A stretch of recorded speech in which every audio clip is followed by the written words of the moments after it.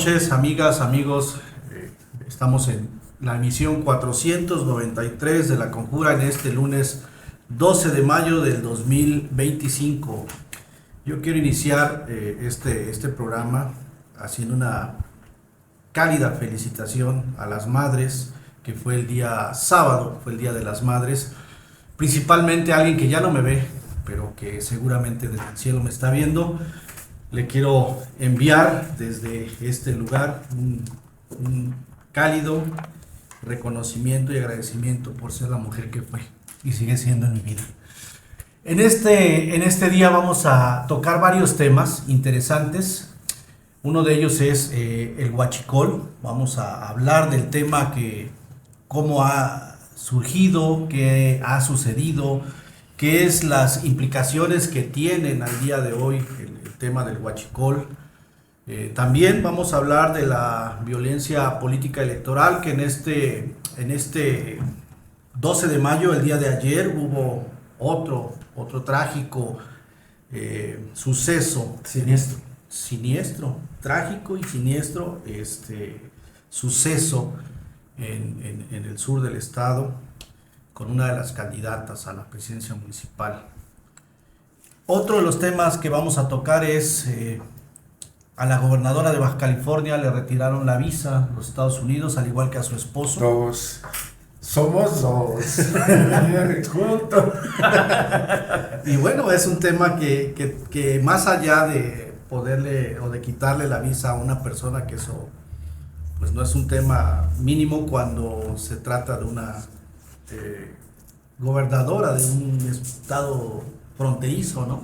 Y sobre todo que es la primera ocasión que sucede en un gobernador o gobernadora en funciones. La ¿no? pobre Chita vivía en San Diego, entonces ya no va a poder ir a shopping. Sus ropas internas quedaron de aquel lado. Ni va a poder ir a cantar a los cantabares de San Diego tampoco. Bien, y el otro tema que me parece muy pertinente también es justo por el 10 de mayo, el dolor de las madres buscadoras, y que pues la 4T ha sido omisa precisamente a este dolor, a esta necesidad de acompañamiento y de apoyo de estas madres buscadoras en el país. Si les parece, iniciamos con ese tema, Martín. 10 de mayo. El 10 de mayo, el dolor de las madres buscadoras. Bueno, pues yo creo que el buen inicio del programa, refiriéndonos yo creo que a un tema humano que desnuda las contradicciones de los que se dicen conforman un gobierno transformador y humanista, un gobierno que es distante, displicente y que ha abandonado sin lugar a dudas no solamente el dolor, sino el acompañamiento del esfuerzo de un sector de mujeres y hombres que buscan a desaparecidos, a niños, jóvenes y hombres y mujeres que en un número muy importante, se habla de más de 100,000, 120,000 en lo que se tiene de conteo, poco más de 60,000 solo en este sexenio del pasado presidente López Obrador, y un número ya significativo en los 6 meses que llevamos con la presidenta Claudia Sheinbaum. Pues es un tema, yo creo que toral, en el sentido de la angustia y de estas manifestaciones claras de incertidumbre y de dolor de un sector muy importante de la población en México. ¿Por qué tocarlo también en este momento? Porque se dio un hecho por demás dolorosísimo de un grupo de 4 mujeres, madres buscadoras, que acudieron a Palacio Nacional el viernes en la tarde-noche para solicitar una audiencia con la presidenta Claudia Sheinbaum y entregarle un pronunciamiento respecto del 10 de mayo, precisamente. El día siguiente, 10 de mayo, sábado, se haría un acto de señalamientos, de demandas, de dolor en el Zócalo de la ciudad por parte de colectivos que en nuestro país superan los 200 colectivos. De ahí que podamos calcular la dimensión de la tragedia en nuestro país alrededor de las desapariciones, y simple y sencillamente no fueron atendidas. salieron algunos representantes del secretario, como diría una de las personas que hoy escuché que entrevistaron, salió el secretario del secretario del secretario del secretario. Ella, esta señora que fue entrevistada en algún medio, la escuché resquebrajarse, es una persona mayor en silla de ruedas, a la cual ella dice la salud le ha minado en el andar en la búsqueda de su hijo, que fue desaparecido por casualidad, y lo digo con ironía absoluta, por un grupo de soldados o de guardias nacionales, así lo narra la señora, y que detrás de esto se tiene que estar referenciando lo que para mí es sustantivo, el proceso, el hecho mismo de las desapariciones, que esta administración y la pasada se empeñaron en romper como un hecho de Estado, tiene muchos asideros como para pensar que sí, en muchos casos, hay todo un acompañamiento del Estado por omisión e incluso directamente en este proceso de desapariciones. No como una línea política de acción institucional, pero sí como un elemento donde fuerzas de seguridad del Estado en sus distintos niveles participan o han participado de estas desapariciones. Y aquí lo que más preocupa, y lo digo también con ironía, es que uno de los elementos que se establecieron al arribo de la presidenta Claudia Sheinbaum es que era una mujer la que llegaba al poder, y que con esto llegaban todas las mujeres del país. Ya lo vimos en el movimiento del 8 de marzo de las mujeres en México, donde no fueron atendidas ni fueron escuchadas las demandas de miles, de tal vez millones de mujeres que participaron a lo largo y ancho del país en movilizaciones. Fueron incluso desdeñadas, incluso muchas descalificadas, porque se supone que eran simple y sencillamente grupos armados desde los opositores para manchar al movimiento de la transformación y de la presidenta Claudia Sheinbaum. Lo mismo pasa ahora con el 10 de mayo, donde se da esta, no sé si llamarla celebración, este momento de manifestación en el Zócalo y en otras partes del país. Aquí en Jalapa hubo precisamente una movilización el sábado de madres, de colectivos de madres y hombres buscadores, que efectivamente demandan atención institucional que está muy distante. Y cuando digo esta contradicción, porque esta presidenta que se estableció como humanista, como una mujer que reivindicaba los derechos de la mujer, simple y sencillamente cierra las puertas del Palacio Nacional y no escucha el clamor de este grupo de mujeres, lo cual es no solamente triste, sino pareciera que es una consigna, es el continuo de una actitud de displicencia y de abandono que se dio en el gobierno del presidente López Obrador, quien simple y sencillamente, ante evidencias tan fuertes del dolor de miles, no solamente por desapariciones, sino por homicidios en nuestro país, yo creo, como en aquel momento que lo vimos en una conferencia de prensa, que sonrió de manera agresivamente sarcástica cuando habló de las masacres, ahí están sus masacres. Simple y sencillamente todavía sonríe su fantasma en Palacio Nacional y se escucha su sonrisa en el abandono que hace Claudia Sheinbaum de estos hechos tan duros para la sociedad mexicana. Efectivamente hay una falta de empatía, ¿no? Esta posibilidad de abrir el diálogo, de escucharles, de atenderles en un tema tan complejo, tan difícil que son las desapariciones, pues no ha habido eco, ¿no? Y no solo con esta presidenta, sino desde el presidente López Obrador, y continuando con esta filosofía humanista, pues han fallecido 11 madres buscadoras desde 2011. No quiere decir que solo desde el 2018 para acá, desde el 2011 han fallecido o han muerto 11 madres asesinadas, por supuesto. Sí, muchas habrán fallecido de muerte natural, ¿no?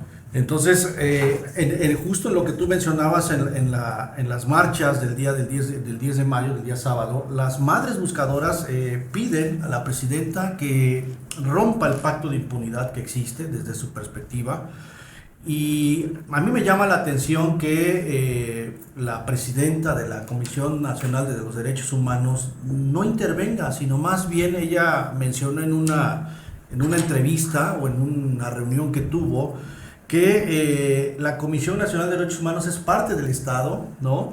Y que no es contrapeso a ningún poder. Entonces, me parece que aquí quien debería estar acompañando también a las madres buscadoras sería esta comisión, ¿no? Pero ¿qué está pasando? ¿Qué sucede con esta indolencia, con esta falta de escucha, de apatía, de comunicación, no solo con las madres buscadoras, sino con una serie de colectivos que buscan justicia, ¿no? Y que buscan el apoyo del gobierno federal? Toño. Está claro, está probado que Martín Quintano y yo también tuvimos madre y le rendimos el mismo homenaje con el mismo cariño y con la misma emoción que tú, porque me consta que los tres tenemos grandes anécdotas formativas de lo que fue nuestro núcleo familiar. Te felicito por haber empezado el programa así. Me felicito por doña Lourdes, por Lupe y por todas las mamás que tuve. El presidente López Obrador se pasó los casi 6 años de Peña Nieto haciendo una campaña brutal, salvaje, terrible, de crítica fundada, legítima, justificada contra el gobierno de Peña Nieto por el tema de Ayotzinapa. Tanto la Casa Blanca como Ayotzinapa fueron empezandito el gobierno de Peña, no había transcurrido 2 años, y eso lo marcó para siempre. El manejo mediático que hizo Peña de estas dos crisis, pero sobre todo la dureza de López Obrador para señalarlas, repito con razón, fueron determinantes en el triunfo electoral de López Obrador en la elección que lo llevó a la presidencia. Por eso fue muy sorprendente, no para la sociedad en general, no solo para los analistas, sino para las familias buscadoras de desaparecidos, el cambio drástico, salvaje en la política López Obradorista, porque quedó evidenciado que era una apropiación del discurso para fines bastardos, para fines ilegítimos, ganar la elección. En cuanto el presidente López Obrador se convierte en titular del Ejecutivo, su cambio de actitud, su rechazo a las buscadoras, las ironías a las que ya se refería Martín Quintano, sorprendieron hasta que tiempo después nos dimos cuenta de que apoyar a las madres buscadoras inevitablemente era enfrentar a la delincuencia organizada. Y el presidente López Obrador, como está probado fuera de toda duda razonable, tuvo y seguramente seguirá teniendo claros vínculos con los delincuentes que han sangrado al país en los últimos años. Ahí están sus visitas a Badiraguato, su rendirle honores a la mamá del Chapo y tantas cosas más. El señor Rochamoya, el asesinato del rector de la Universidad de Sinaloa, tantas cosas que vinculan al gobierno de López Obrador con la protección a la delincuencia y la notoria, la clara evidencia de que el eslogan "abrazos no balazos" en realidad era un certificado de impunidad y nunca una política humanitaria. Hace poco, cuando ocurrió lo de Techitlán, no cabe duda que uno nunca acaba de aprender. Una pequeña frase dicha por uno de los testigos se convirtió en reveladora para mí. Cuando le preguntaban por la existencia de hornos crematorios, él contó incluso que come carne humana y tal, y los rituales de admisión o de iniciación en el cártel Jalisco Nueva Generación implican comer carne de cadáver humano. Él dijo que una de las máximas que les enseñaban en su adoctrinamiento es que sin cadáver no hay delito. En pocas palabras, la delincuencia organizada solamente deja cadáveres de personas secuestradas cuando le conviene mandar mensajes. Pero en la medida de lo posible, lo prudente es que no haya cadáver para que no haya evidencia del delito. Y es probablemente el peor y más terrible de los sufrimientos de cualquier humano, el no concretar el proceso de luto al no saber en dónde y cómo están sus familiares. 99% de los familiares de los desaparecidos dicen que prefieren saber que murió, tener la certeza para poder estar en paz.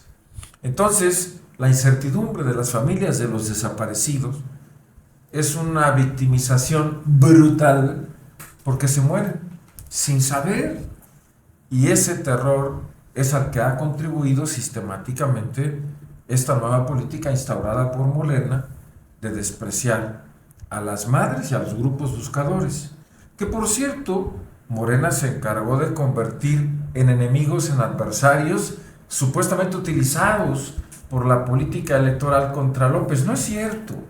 En realidad es que el presidente es muy intolerante a la crítica, y bueno, a mí me queda perfectamente claro que la presidenta Sheinbaum no lo quiere tocar ni con el pétalo de una rosa.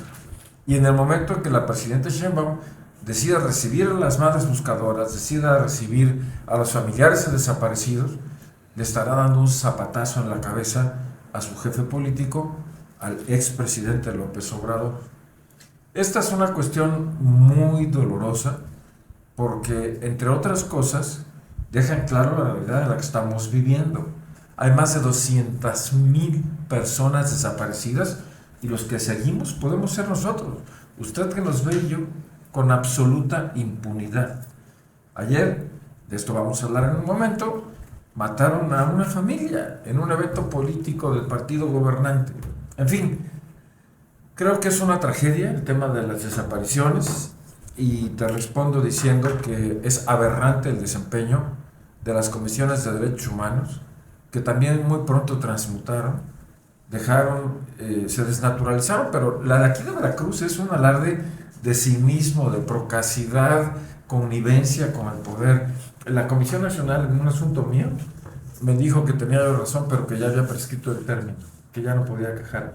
O sea, los derechos humanos tienen caducidad. Sí, Toño, si me permiten, me gustaría comentar dos cosas que son, creo, necesarias en el marco de este tema. La primera es que, y tú lo referías, tenemos una presidenta de la República, mujer, y una presidenta de la Comisión Nacional de los Derechos Humanos, mujer. En el caso de Veracruz, pues, también es mujer, pero me voy a referir a las dos. Y además, hermana de una bueno, persona es que a desapareció. eso iba. El referente de esta señora Rosario Piedra es su madre, doña Rosario Ibarra de Piedra, madre buscadora, por casualidad, de un hijo desaparecido, ¿no? En el que se supone estaban las guerrillas, etcétera. La historia ahí está. Pero aquí a lo que quiero llegar no solamente es esta contradicción del abandono de la presidenta de la comisión, doña Rosario Piedra, que pasará absolutamente marcada por su negligencia y por su ignominia, ¿no? Sino que ambas mujeres han sido poco Sororidad. No tienen sororidad. Exactamente. No han estado marcando su ejercicio público ni como personas y en lo individual con sororidad para con las madres buscadoras. Otro tema que me parece, rápidamente lo comento, es el dato de las desapariciones en nuestro país. En este momento tenemos más de 45 desapariciones por día en el país, reconocidos como datos oficiales. Es terrible el número, porque si bien es cierto, como también lo comentaste, bien hecho, este no es un fenómeno nuevo, viene de años atrás. El número se ha disparado de manera exponencial, ¿no? Incluso que en este momento, hoy por hoy, en estos 6 meses de gobierno de Claudio Sheinbaum, casi duplicó el número de desapariciones que traía, ya espantoso, el presidente López Obrador, que era de 25 por día. Ahora nos fuimos a 45. Y esto significa que esto que niegan sistemáticamente respecto de que las cosas en México se han vuelto no solamente más violentas, sino más profundamente descarnadas y bárbaras, marcándose en estos hechos de las desapariciones, simple y sencillamente les dan las bofetadas en la cara que se merecen por este abandono de una sociedad que, pese a todo, y aquí viene la parte final de mi comentario, querido Toño, es que Hoy escribe Mauricio Merino un excelente artículo sobre la ruptura de lo que se llama el entramado social, haciendo una referencia crítica a esto que muchos idealizamos de que se ha roto el entramado social. Y él plantea algo que me parece correcto. En realidad se ha modificado el entramado social. ¿Y por qué lo digo? Porque este entramado social existente realmente, que está permitiendo todo, que vimos lo doloroso de Teuchitlán y de este campo de exterminio, este horno donde había hornos crematorios, hechizos o no, donde había preparación para matar. Después de que se descubrió al mes... Fíjense la gravedad del asunto.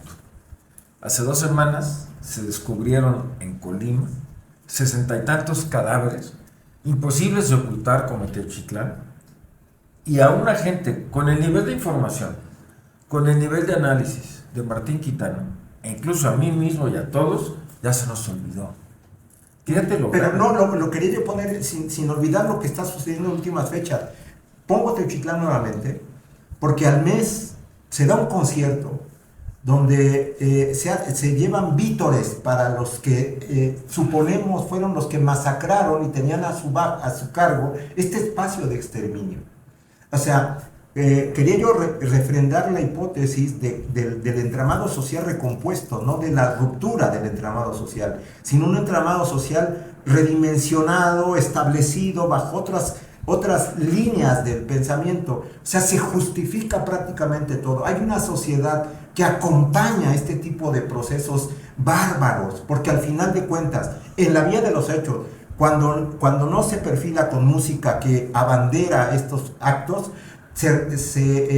hay sectores sociales que incluso agreden porque esto no se esté llevando a cabo. Hubo golpes. Claro, en ese sentido es lo bárbaro de esta situación, ¿no? Sí, esto, y lo leí por ahí en uno de los editoriales, decía, en México lo que estamos haciendo es ignorando a las víctimas y cantándole a los victimarios, ¿no?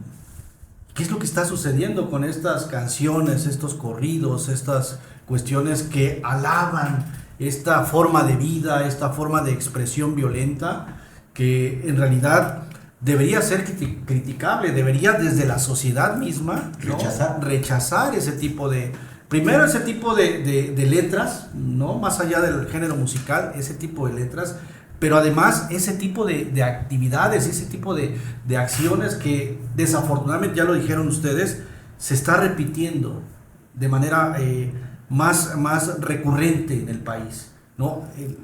Tomando como referencia el 10 de mayo, y leí por la mañana que justo el 10 de mayo se encontraron dos cuerpos de las Madres Buscadoras de Sonora, atrás del aeropuerto de Hermosillo. O sea, el mismo día 10 de mayo, ¿no? Es paradójico esto, es kafkiano esta situación que está sucediendo. Lo decía Toño con la parte de la Comisión Nacional de Derechos Humanos, que no hay empatía, que en vez de acompañar, no solo a los colectivos de personas que están buscando a sus familiares, sino a cualquier otro tipo de colectivos, a cualquier otro tipo de personas que requiere justo ese apoyo. Y todavía, con esa desfachatez que mencionaba Toño, el mismo sábado se quisieron agregar a las marchas, ¿no? Y los propios colectivos los rechazaron, los corrieron de estas marchas que quisieron aprovechar de una manera, a mí me parece tonta, ¿no?, por decirlo de una manera correcta o políticamente correcta, ¿no? Pero no debió de haberlo hecho, ¿no? No debieron de haber intentado siquiera hacer esa parte, ¿no? Y pasando a otro tema que también tiene que ver con la violencia, pues vamos a tocar un poco un tema que también en Veracruz está sucediendo de manera preocupante, que es la violencia política, ¿no? Hay un informe que hace Votar entre balas, creo que se llama el reporte que hacen de Animal Político, y habla que del 2018 al 6 de mayo de este 2025 ha habido en México, solo en el país, 2.458 amenazas, asesinatos, ataques armados, desapariciones y secuestro en contra de personas que se desempeñan en el ámbito político, gubernamental o contra instalaciones de gobierno o de partidos políticos por parte de grupos de la delincuencia organizada. Y de estos 2.458, 213 en esa misma fecha han ocurrido en Veracruz, lo que nos sitúa en el estado en el tercer lugar a nivel nacional de este tipo de acciones violentas. Y justo por eso, sin contar, esto es hasta el 6 de mayo, ¿no? Sin contar lo que ha sucedido a partir de esa fecha y justo lo que pasó el día de ayer con la candidata de Morena a la alcaldía de Tejistepec. ¿Qué opinión tienes, Toño, de este tema que ya lo habías adelantado un poco en tu intervención anterior? Los cárteles delincuenciales son negocios que agregan a su operación una violencia brutal para proteger sus territorios, para amedrentar a sus víctimas, para disminuir a la autoridad que pudiera combatirlos. Pero en su naturaleza está el ganar dinero, el tener renta, y por ende están sujetos a sus ingresos. Un dirigente de estas organizaciones, un capo, necesita tener un grupo de guardaespaldas, contadores, operadores financieros, choferes, bodegueros, halcones que le informen, necesita dinero para sobornar autoridades, y hablamos de muchas cantidades. Los controles financieros que se han impuesto a nivel internacional disminuyen el flujo, la cantidad de dinero que un cártel puede ganar. Y esto produce como consecuencia que la actividad criminal se diversifique. Y tenemos trata de blancas, y tenemos secuestros, y tenemos cobro de derecho de piso, y tenemos el huachicol, el robo de combustibles, y tenemos muchas actividades delincuenciales más. Pero una de ellas que comentábamos el programa pasado y que no es nueva, tiene que ver con la colonización, con el apoderamiento de los gobiernos municipales. En las estructuras de autoridad, los municipios son los más endebles, porque tienen menos forma de defenderse. Y entonces los cárteles, y esto no es nuevo, tienen muchos años en Veracruz y en todo el país participando activamente de dos maneras en los procesos electorales. La primera y la más evidente es financiando a los candidatos que quieren que ganen. En algún momento aquí hace como un año comenté una experiencia en el occidente del país, donde en una población encerraron a todos en una fiesta donde hubo regalos, hubo barbacoa, hubo música, payasos para los niños, mientras les recogían las credenciales para votar, y había gente que votaba en su nombre a favor del candidato que el grupo delincuencial quería que ganara. ¿Y esto por qué es? Pues es muy simple, porque una vez que se han hecho del poder político en los ayuntamientos, los cárteles tienen el control de las tesorerías municipales, el control de las direcciones de comercio y por ende de los permisos y las anuencias, el control de los actos de legalidad de los ayuntamientos.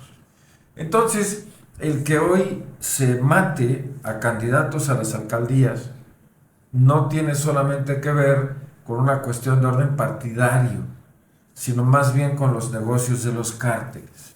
Y por supuesto que también hay mensajes políticos. El hecho de que los dos últimos asesinados sean candidatos de Morena ni puede ser visto como un accidente ni es casual. Se trata claramente de un mensaje de un impacto político profundo. Los cárteles quieren mantener el control de las finanzas. Y se me olvidó, también los cárteles normalmente imponen a los directores de obras públicas. Y normalmente son los cárteles los proveedores de los ayuntamientos y los que construyen para los ayuntamientos. Y sí, por supuesto que también hay una gran disputa política. Hace poco se supo que en un incidente similar en Zongolica, pero un edil que ya estaba en funciones. Quienes la persiguieron fueron compañeros de su propio partido que la mandaron a asesinar. Entonces, es complejo, no es nuevo y lamentablemente está desgarrando a Veracruz.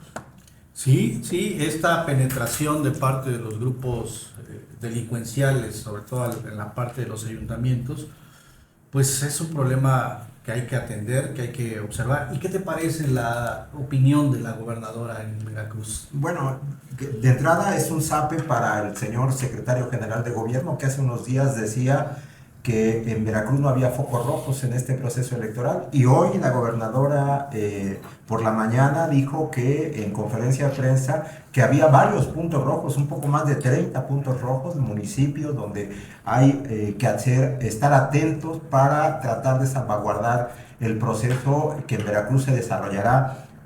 Lo dijo convencida, con toda posibilidad de tener una elección con alto valor de participación ciudadana. Creo que efectivamente asumir el reto de reconocer la violencia que se está dando en Veracruz desde el punto de vista de la política y la elección en este 2025, nos obliga también a dar otros datos. Tú bien comentaste del reporte Votar entre balas de Data Cívica, donde habla de más de 20 sucesos en el caso de Veracruz, a partir solo del 1 de noviembre para acá, que es cuando inicia el proceso del 2025 en Veracruz de las elecciones municipales. Y ya no contabilizamos lo que acaba de pasar efectivamente anoche en el municipio del sur. Pero yo creo que hay un dato que luego se nos escapa porque pareciera intrascendente y no lo es. Llevamos más de 640 renuncias de candidatos a ediles de los 12,000 que se registraron en planillas en su momento para establecerse la competencia de este año 2025. Es decir, un porcentaje alto, ¿no? De los que tenían la oportunidad de participar, casi el 5%, al menos hace unos días habían renunciado, y te habla precisamente de que hay una serie de factores que se están acomodando para mostrar un proceso electoral en crisis para Veracruz 2025. Porque efectivamente no solamente la violencia directa que lleva sangre y muerte, sino esta búsqueda de inhibir la participación de actores ciudadanos que tienen sus propuestas, que tienen sus aspiraciones y que con toda legitimidad aspiran a ser referentes en sus distintas comunidades.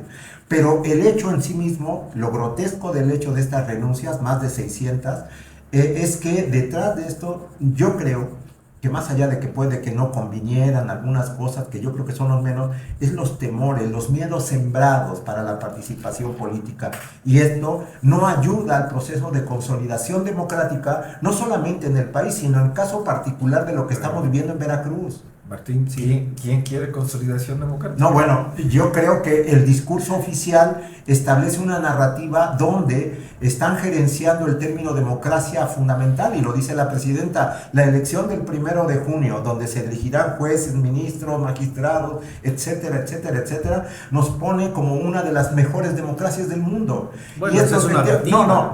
Pero lo estoy diciendo, es que las bofetadas que les da la realidad es lo que quiero hacer énfasis en ello. En realidad lo que estamos mirando, es la construcción de una lógica del miedo que pensamos hasta hace poco, creo yo, o hasta hace algunos años, como algo que sí efectivamente estaba en desuso, derivado de que había construcciones institucionales y ciertas garantías para la sociedad que permitían tener procesos electorales en mejores condiciones. Creo que esto cada vez se está haciendo añicos más rápido. Sí, ya se ha dicho y lo han dicho muchos analistas políticos y muchas personas que tienen que ver con lo que sucede en México. Estamos en una regresión democrática bastante severa, y bueno, vamos a continuar.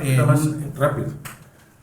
Hay muchos analistas de este modelo populista que han, no sé si con certeza, asociado a la Carta de Sao Paulo, a este famoso esquema que dice que es importante sembrar el terror, la violencia pandilleril, para que la gente tenga mucho miedo y se abstenga. Sí, también habla de la destrucción de las instituciones democráticas, también habla de la captura, de toda una serie de situaciones que se han venido sucediendo, ¿no? a raíz del 2018 para acá, ¿no? Pero bueno, es un tema que quedará más en las próximas emisiones.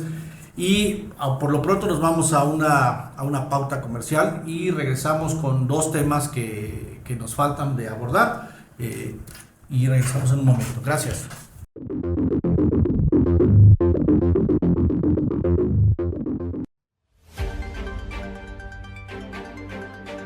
Mantente informado a través de las plataformas de Sociedad 3.0 Multimedios. Somos un portal de noticias, radio por internet y televisión. Entérate del acontecer local, estatal, nacional e internacional con veracidad y oportunidad. Síguenos a través de nuestras redes sociales. Búscanos en nuestro portal web como sociedad3.0.com, en Facebook como Sociedad 3.0, Twitter Sociedad-30 y YouTube como Sociedad 3.0 Televisión. Sociedad 3.0 Multimedios, más cerca de ti.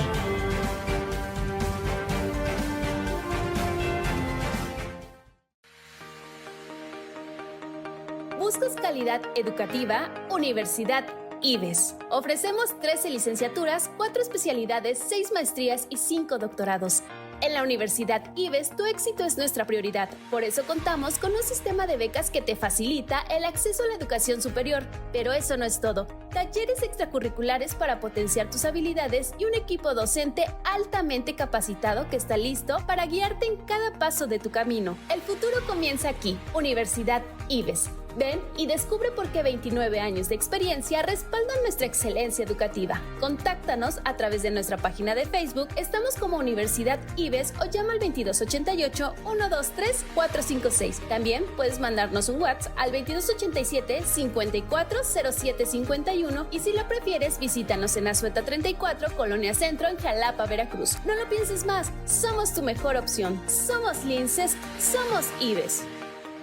Bienvenidos a Bachillerato IBES, tu mejor elección educativa. En Bachillerato IBES sabemos que tu futuro es lo más importante y por eso estamos comprometidos en ofrecerte una educación de excelencia. Nuestros maestros altamente capacitados y nuestro enfoque integral te prepararán no solo para tus exámenes, sino para la vida. ¿Por qué elegirnos? Horarios cómodos y flexibles. Sabemos que tienes muchas responsabilidades y actividades, por eso adaptamos nuestros horarios para que puedas estudiar sin estrés. Costos accesibles. Creemos firmemente que una educación de calidad no debería ser un lujo, por eso nuestros costos están diseñados para ser accesibles para todos. Una educación que marca la diferencia. En Bachillerato IBES no solo te preparas académicamente, sino que también te desarrollas como persona. Nuestro enfoque integral te ayudará a alcanzar tus metas y sueños. Además, ofrecemos una amplia variedad de talleres extracurriculares para que descubras y desarrolles tus talentos. ¿Te apasiona el canto, el teatro, la danza folclórica, la pintura, la guitarra o el fútbol femenil? Tenemos algo para ti. También contamos con activación física para mantenerte en forma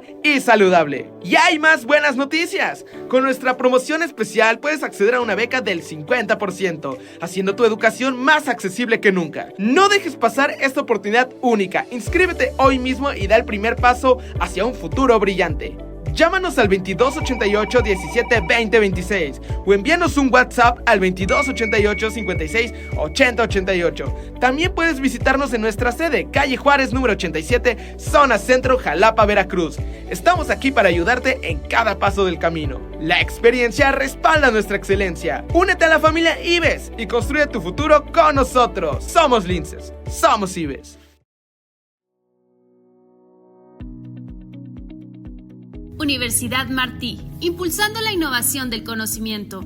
Somos una universidad consolidada a nivel nacional e internacional con planes de estudio pertinentes y de alto nivel. Contamos con licenciaturas en Ingeniería Civil, Ingeniería en Informática e Ingeniería en Tecnología y Producción. Además, tenemos maestrías en Ingeniería, Administración, Psicología, Ingeniería Ambiental y Derecho Procesal Penal. También puedes profesionalizarte con un doctorado en Ingeniería, Administración, Psicología, Educación y Derecho Procesal Penal. ¡Únete a los mejores! Pide informes en nuestros teléfonos 782-822-3350 o a través de nuestro correo informes@umarti.edu.mx. Manda un mensaje a nuestra página de Facebook. Estamos como Universidad Martí. O mándanos un WhatsApp al 782-210-6521. Ven a nuestras instalaciones, ubicadas en calle Costa Rica 415, Colonia 27 de septiembre, en Poza Rica, Veracruz. Universidad Martí. Aprende, avanza y transforma. Únete a la excelencia educativa en secundaria y preparatoria Dr. Gavino Barreda. Con más de 60 años dedicados a la formación académica, somos tu mejor alternativa. Contamos con un cuerpo docente altamente capacitado en tecnología educativa para garantizar una enseñanza de primer nivel a costos accesibles. Contáctanos al 782-823-1105 o síguenos en Facebook como Secundaria y Preparatoria Dr. Gavino Barreda. También puedes visitar nuestras instalaciones ubicadas en calle Costa Rica 415, Colonia 27 de septiembre, en Poza Rica, Veracruz. Permítenos ser parte de tu trayectoria hacia el éxito en una comunidad educativa de excelencia. Nuestra historia avala nuestro compromiso con la calidad educativa. Únete a Secundaria y Preparatoria Dr. Gavino Barreda. Más de 60 años de experiencia al servicio de tu desarrollo académico. Soy Gavino, soy evolución.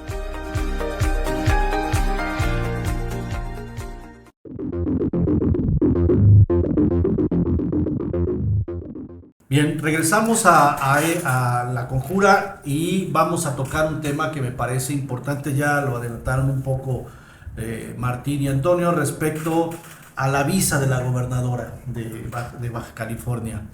Y se da en un tema donde justo de los Estados Unidos, el gobierno de los Estados Unidos ha iniciado una serie de operativos donde están revisando una serie de políticos y personajes. Por ahí se habla de 44 nombres, ¿no? Que hay una lista de 44 nombres donde el gobierno de Estados Unidos está revisando, ¿no? Cuáles son las actividades, y en ese sentido se ha iniciado, ¿no? la cancelación de visas a uno de los personajes que ha sido polémico en muchos sentidos, que es la gobernadora de Baja California, un estado fronterizo, un estado donde ha habido una serie de situaciones, tanto del huachicol. Recordemos que acaban de 8 millones de litros de huachicol, encontraron a un ex senador de Morena en una de sus instalaciones, pero también al esposo de la gobernadora le han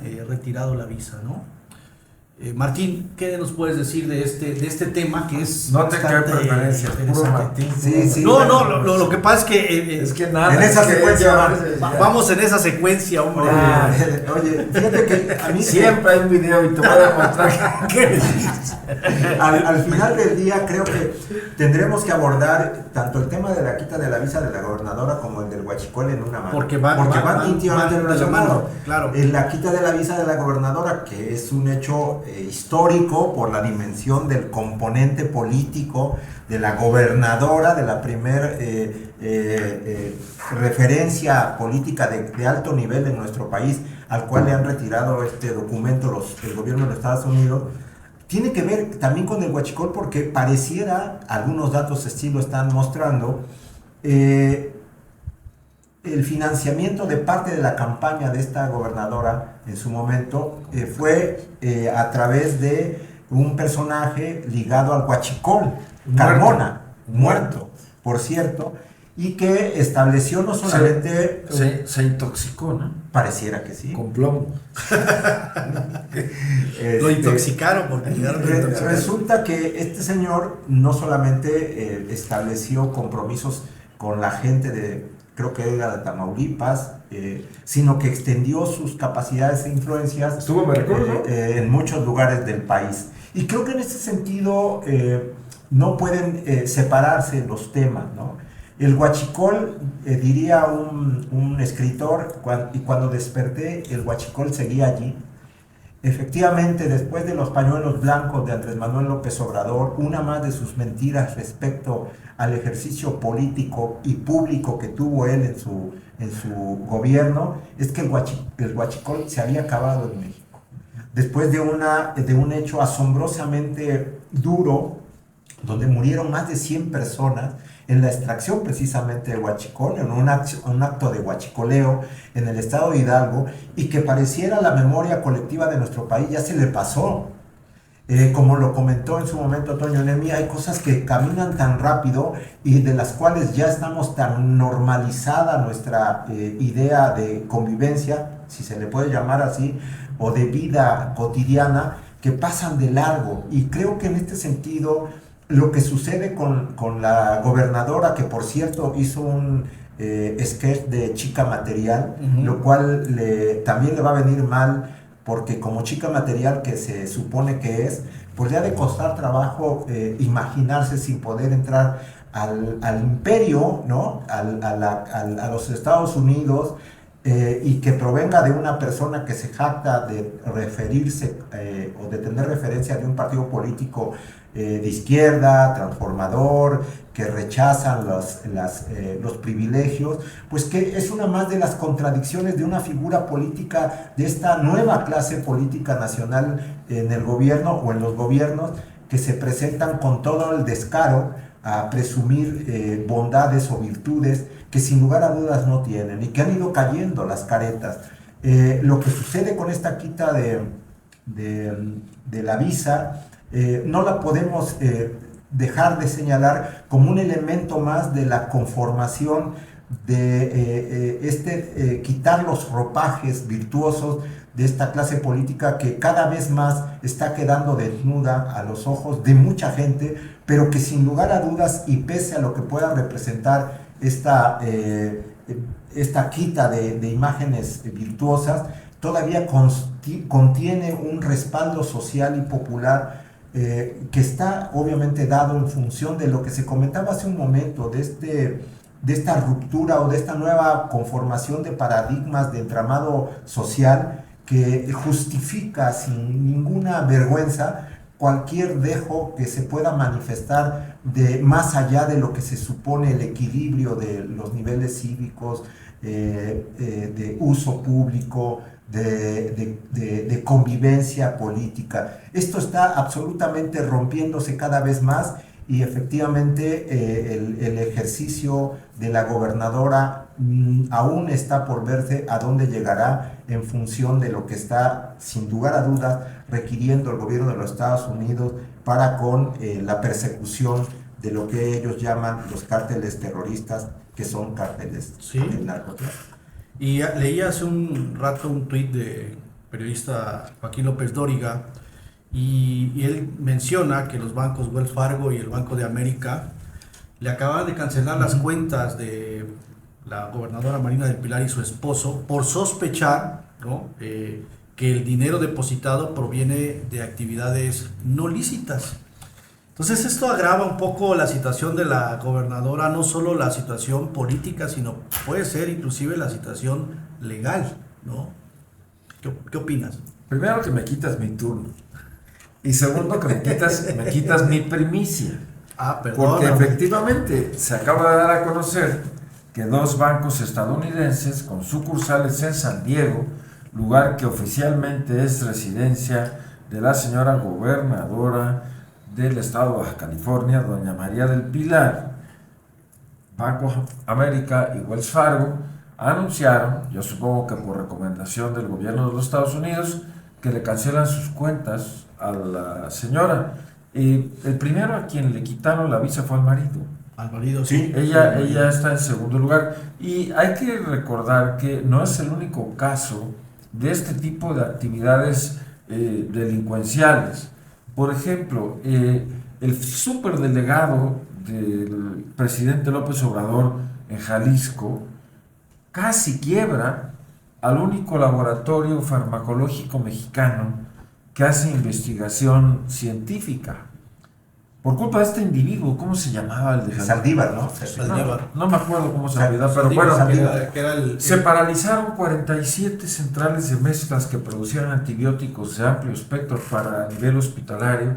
Se paralizaron las entregas de quimios con dosis personalizadas, porque este cuate lo emprendió contra PISA, que es una empresa mexicana que tiene miles de trabajadores, y al final, patéticamente, después de que murieron personas por falta de medicamento, después de que contrataron a la ONU y le pagaron una fortuna y no pudo con el paquete, tuvieron que regresar a comprarle a PISA los medicamentos.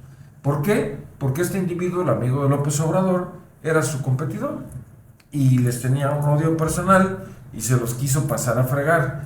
Bueno, hay que recordar que Rocha Moya, el actual gobernador de Sinaloa, está directamente imputado, no legalmente, pero públicamente sí, del homicidio del exrector de la universidad de ese estado, pero además de la falsificación de las investigaciones para tratar de encubrir un acto grave como fue ese, y además haber contribuido al secuestro del señor Zambada, que fue llevado contra su voluntad a los Estados Unidos.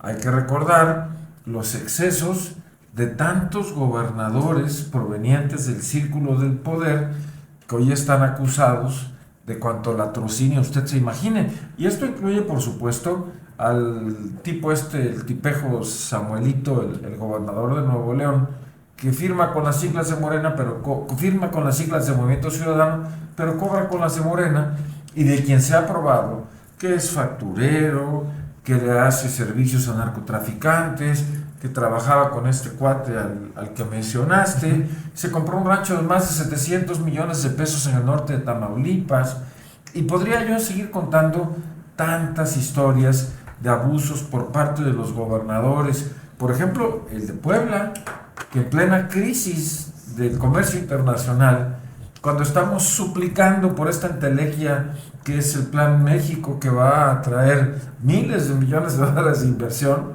amenaza con expropiar a un grupo constructor que se quejó de la inseguridad. En fin, estamos frente a un gobierno que no solamente está ideologizado, que no solamente está lleno de rencor y que siembra el resentimiento y la división entre los mexicanos. Estamos frente a una administración pública claramente partidista, pero lo peor de todo, profundamente corrupta. Profundamente corrupta. Bueno, ¿es defendible la gestión de Américo Villarreal? Hoy, por ejemplo, el infeliz, perdón por este término, pero no merece otro, de Fernández Oroña, ¿cómo quiero conocerlo y tenerlo enfrente? Porque yo así no me la voy a abrir con todo y su fuerza. Hoy le probaron que fue el Senado de la República el que con dinero de los impuestos de usted y míos le pagó un boleto en primera clase para ir a Francia a festejar su cumpleaños, y ahí están las facturas, y se atreve a ofender a la persona que hizo esta publicación, a ver si reconocen la violencia de género, porque es una mujer, Leti Robles, pero bueno, son una bola de corruptos, y lo que está pasando en Baja California es indefendible. Pero oiga, no me diga que es defendible la defensa que hizo la presidenta Sheinbaum de Cuitlahua García Jiménez, a quien aparentemente ya exoneró, a pesar de que usted y yo y todos vivimos los excesos de uno de los gobiernos más podridos en la historia de Veracruz. Esto no excluye a ninguno de los anteriores, incluso en donde yo participé, donde yo ya chambié.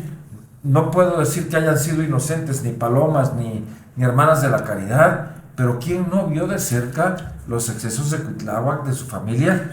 El hecho de que haya nombrado diputada a su hermana, el dueño del dinero público a su primo.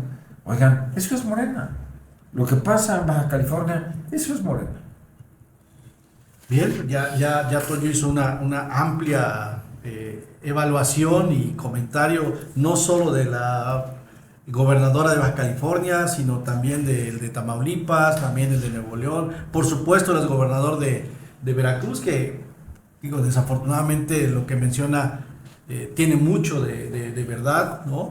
Y que no sé por qué, como bien lo dice él, la presidenta de la República salió en su defensa a decir que es una persona de bien, ¿no? Es grave lo que ella dice, y grave no por lo que dice, sino por lo que implica el poder decir eres una muy buena persona y no pasa nada en Veracruz. Sí, mira, Toño, yo creo que lo que está haciendo la presidenta no escapa a la tradición implantada, impuesta por el expresidente López Obrador. ¿Cuántas veces vino a Veracruz a levantarle el brazo a Cuitlahua García como el gobernador más honesto?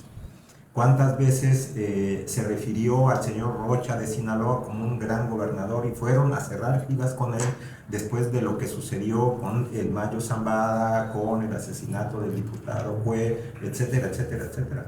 O sea, lo común es ya en este momento, después de escuchar a la presidenta Claudia Sheinbaum, casi como dice Toño Nemi, exonerando a Cuitlahua García y hoy diciendo que hay que esperar que informe el gobierno de Estados Unidos sobre la gobernadora de Baja California, simple y sencillamente una frase: tapaos los unos a los otros.